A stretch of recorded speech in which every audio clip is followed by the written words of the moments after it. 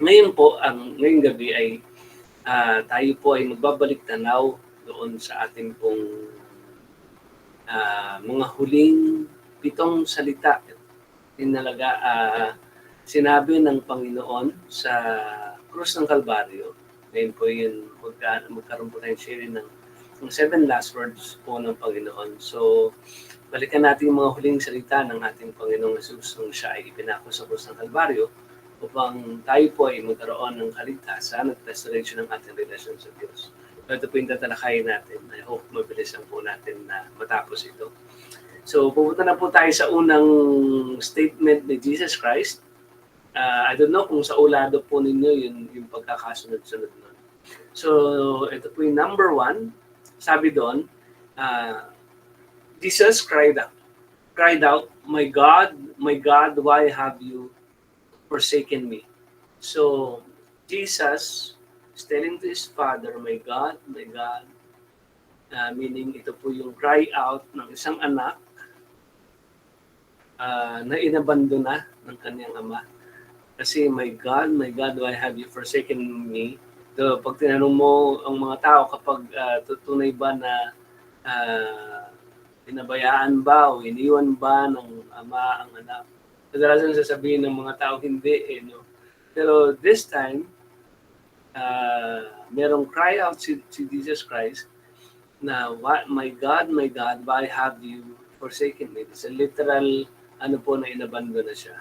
Nabandona ng kanyang ama dahil ang Diyos ay banal. Sa pagkakataon na yon, ang lahat ng karamihan ng kasalanan ng mundo ay nasa kanya. Dala-dala ni Jesus Christ yung lahat ng kasalanan ng mga tao. So, kasalanan ko, kasalanan po ng mga tao the time ay nasa kanya. So, sabi po ng 2 Corinthians chapter 5, God made him who had no sin to be sin for us so that in him we might become the righteousness of God. So, siya po ay naging kasalanan. Itinuring siya na makasalanan kahit na wala siyang kasalanan. Sa kanya ipinataw, ibinintang, ibinigay, ipinaratang sa kanya yung kasalanan na yun na hindi naman siya ang gumawa. Sabi doon, for us so that in him we might become the righteousness of God. So, siya yung nagbayad nun doon sa pagkakataon na yon.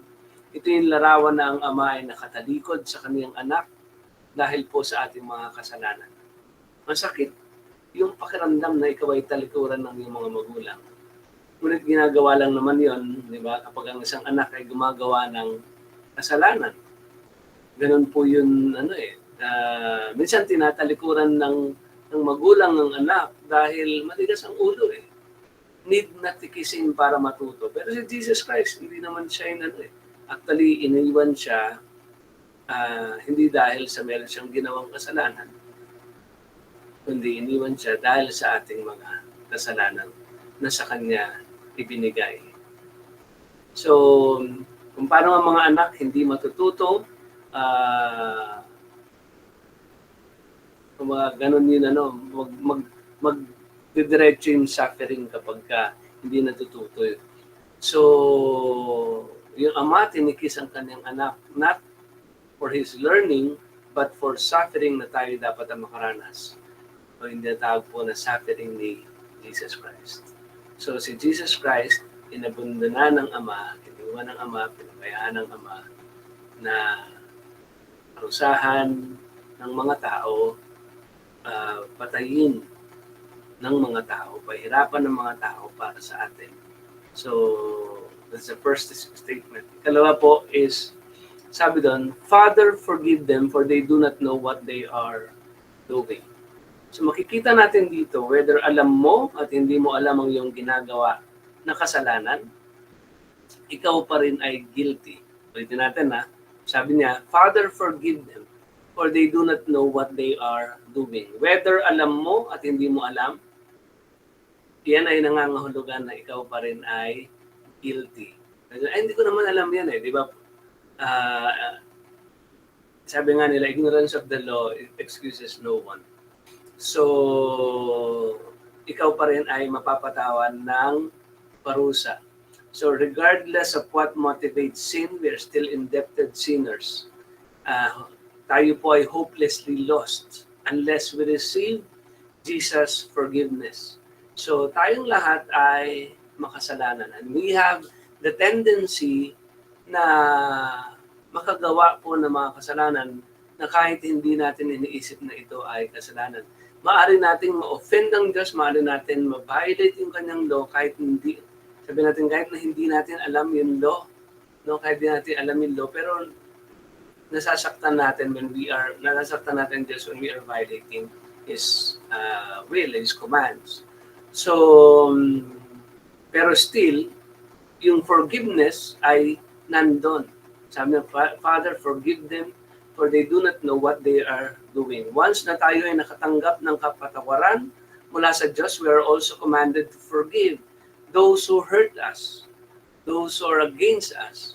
So basically, ang forgiveness ay may component ng realization. Ikalawa, repentance. Then later on, magkakaroon ng restoration.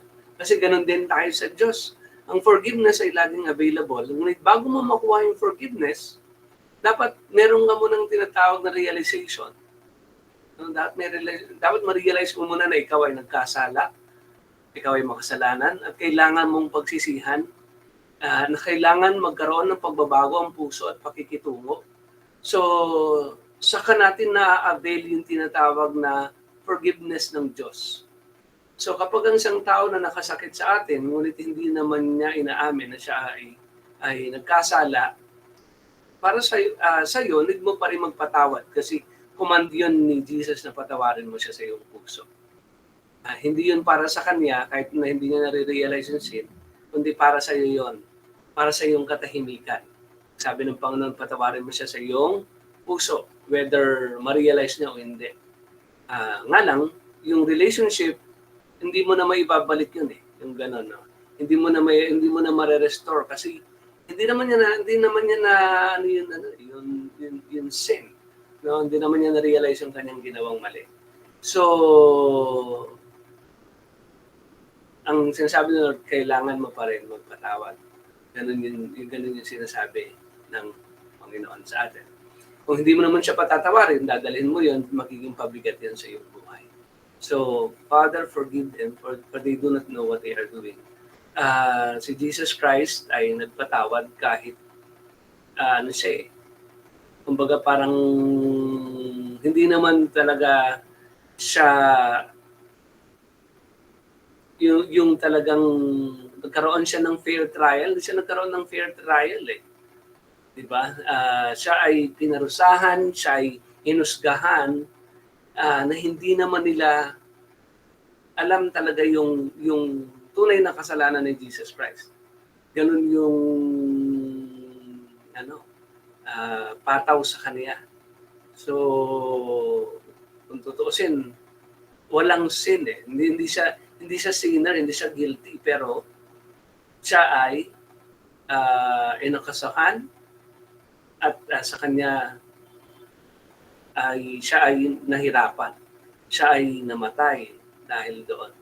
So, pero kung titingnan mo, yung nagpataw sa kanya, hindi naman talaga nila naunawaan kung gaano yung tinatawag na kung gaano ba talaga siya nagkasala. At totoo lang, wala naman din talaga siyang kasalanan. Pero ganun po, no? Minsan, ito yung tendency talaga na we give judgment kahit na hindi natin naunawaan yung kabuuan. Ganun yung tendency ng mga tao.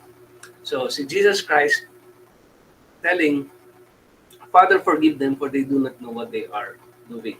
So, ikatlo, sabi niya, I tell you the truth, today you will be with me in paradise. Luke chapter 23, verse 43. It is in the context of dalawang kasama ni Jesus na nakapako.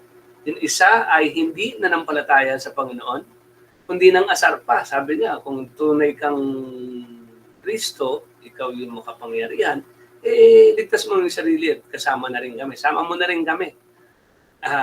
Yun yung isa, no? Na walang pananampalataya. Yung isa naman, inamin niya na siya ay makasalanan, nanampalataya siya kay Jesus Christ. Sabi doon, don't you fear God? Sabi nung isang makasalanan na naka-realize, ng isang kriminal na naka-realize ng kanyang sin. Sabi doon, don't you fear God? He said, since you are under same sentence, we are punished justly for we are getting what our deeds deserve. Kumbaga, na-deserve natin ito eh. Deserve natin to kasi tayong gumawa ng mga krimen. But this man has done nothing wrong. Sabi pa nung alam nung na walang ginawang mali si Jesus Christ. Then he said, Jesus, ito yung pananampalataya niya, remember me when you come into your kingdom. Sabi niya, remember me when you come into your kingdom. So verse 43, sabi ni Lord, truly I tell you, today you will be with me in paradise. Binanggit yung paradise. So, kadalasan ang ano ng paradise ay gamit na kung saan ito ay nasa piling ng Diyos. Ang salvation ay hindi nakukuha sa anumang ritual. Rather, it is in the heart that surrender his or her life to Jesus, expressing the faith that only in Jesus can be obtained salvation. So, yun po ang salvation, no? Hindi nakukuha sa anumang ritual. Rather, ito po ay mararanasan natin once ng isang tao ay nagsurrender ng kanyang buhay sa Panginoong Hesus. Nagsabi ng pananampalataya, ng pagtanggap. And sa pamamagitan ng ganon, ay tayo po ay nagkakaroon ng kaligtasan. So, today you will be with me in paradise, sabi ni Jesus. So, yung criminal na ito, kung tutusin nga, hindi nga siya yung tinatawag, di ba, na nakapag-church, hindi rin siya karoon ng pagkakataon. Because andun siya that time. Nakapako na siya that time. Pero, yun, makikita natin, once ang isang tao nag-surrender ng kanyang buhay, at nagsabi sa Panginoon ng pananampalataya, then, sabi ng Lord, today you will be with me in paradise. That's number 3. Ika-4, sabi doon, dear woman, here is your son, and here is your mother. So, Mary had fulfilled all her responsibility bilang nanay ni Jesus sa lupa. So, ginawa niya yung task niya na alagaan si Jesus at gabayan bilang bata, hanggang sa lumaki. At ganoon din si Jesus, pinakita rin niya yung kanyang paggalang, pagmamahal sa kanyang kinalakihang ina. And this time, pinapakita ni Jesus na hindi niya basta-basta pababayaan ang kanyang ina. Kasi nakapako na siya that time. Ang tanong, sino ang mag-aalaga kay Mary? Kasi probably nung time na yon, patay na si Jose. So, kasi wala na siya sa scene. Wala na siya sa eksena. Hindi na siya nababanggit sa panahon na yan. So, nag-iisa, meron pa naman mga kapatid si Jesus Christ, pero meron siyang tinatawag na tao na kung saan in-entrust niya si Mary at ang pangalan niya ay si John. Sabi doon, dear woman, here is your son. Then sabi niya, woman, here is your son. Si John yon. So when Jesus recognized his mother standing near the cross with the Apostle John, he entrusted his mother's well-being to John's responsibility. Mababasa natin yan sa John chapter 19, verses 26 up to 27. Sabi doon, from that time on, this disciple took her into his home. So, tayo din po, we need also to take care of our mom, ang parents natin. Minsan, kahit pasaway rin sila, di ba? Pero nagpasaway naman din tayo nung bata pa tayo sa kanila. Kaya ganti-ganti lang. Joke lang. So, we are to take care of our parents, of our mom, even inside the church. So, we need to take care in lahat ng mga nanay natin sa church. Yan. So, that's the number 4 statement of the Lord Jesus Christ. Number 5, sabi doon, I am thirsty. Mababasa po natin yan sa John chapter 19, verse 28. Sabi doon, later knowing that everything had now been finished, and so that scripture would be fulfilled, Jesus said, I am thirsty. I am thirsty.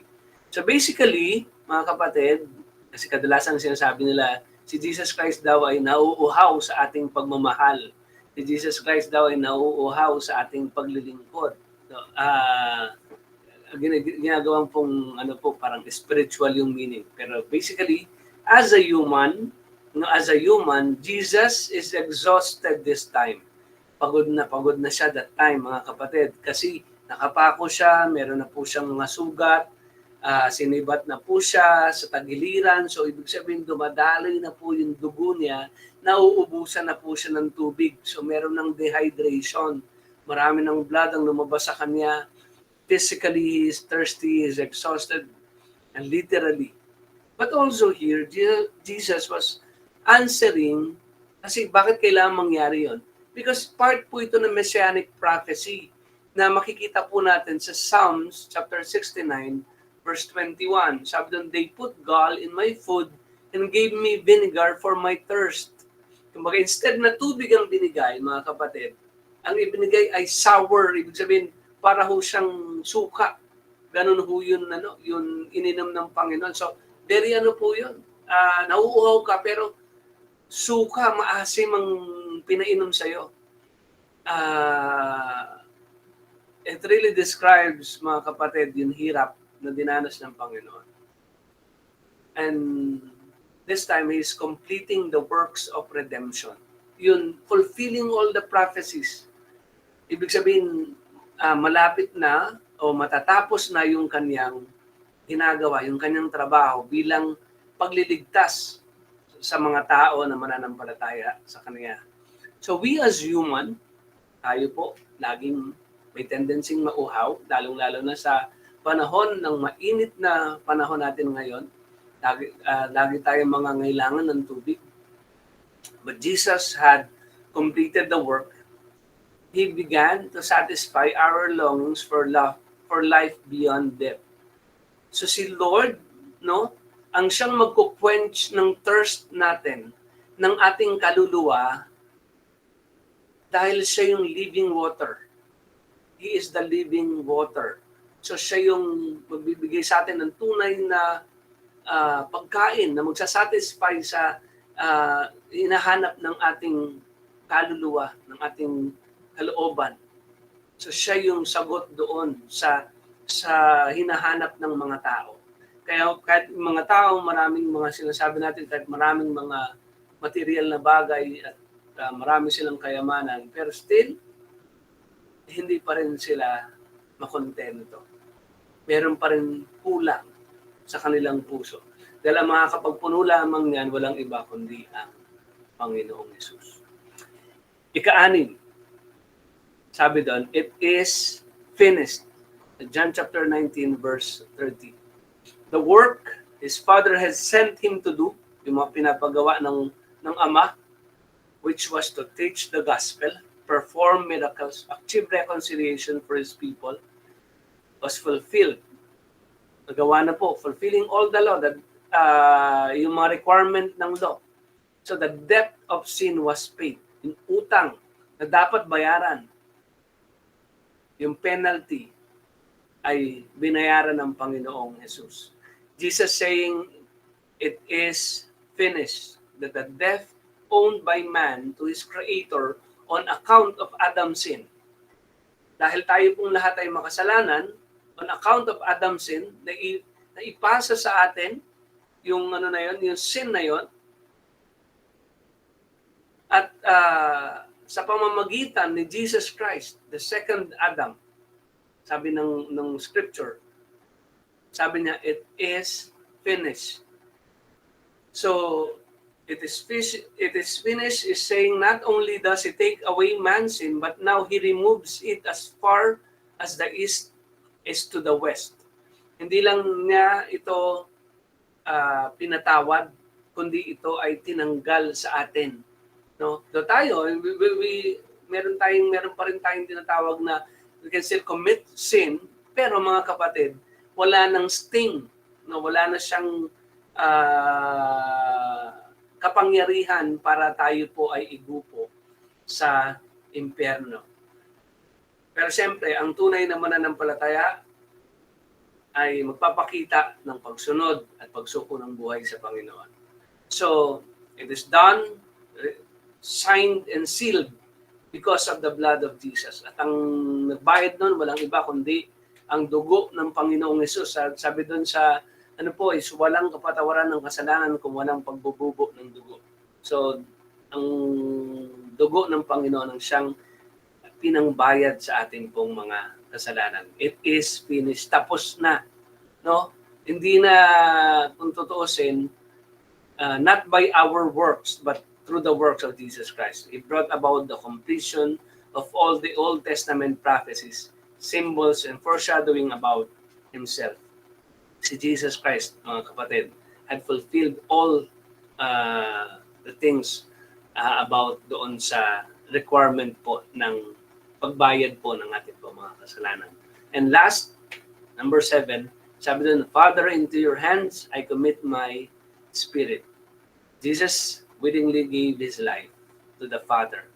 Because He was fully God and fully man, Jesus could have been taken Himself off the cross. Kung tutuusin, di ba?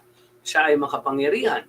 Ayaw niyang gawin yun na cancel na natin to, no? Huwag na natin ituloy ito. Tsaka pwede siyang bumaba dun sa cross.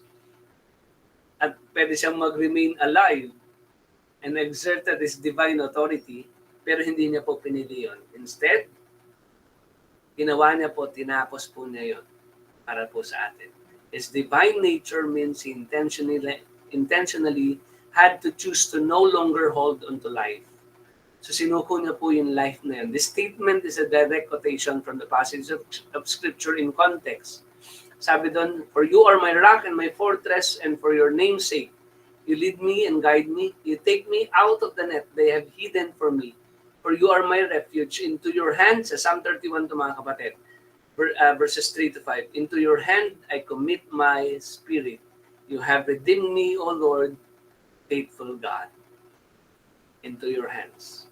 Walang ibang being na maibibigay niya ang kanyang spirit, walang iba kundi sa kanyang Diyos, sa kanyang Ama. So, Father, into your hands I commit my spirit. Let us apply, mga kapatid, itong 7 last words.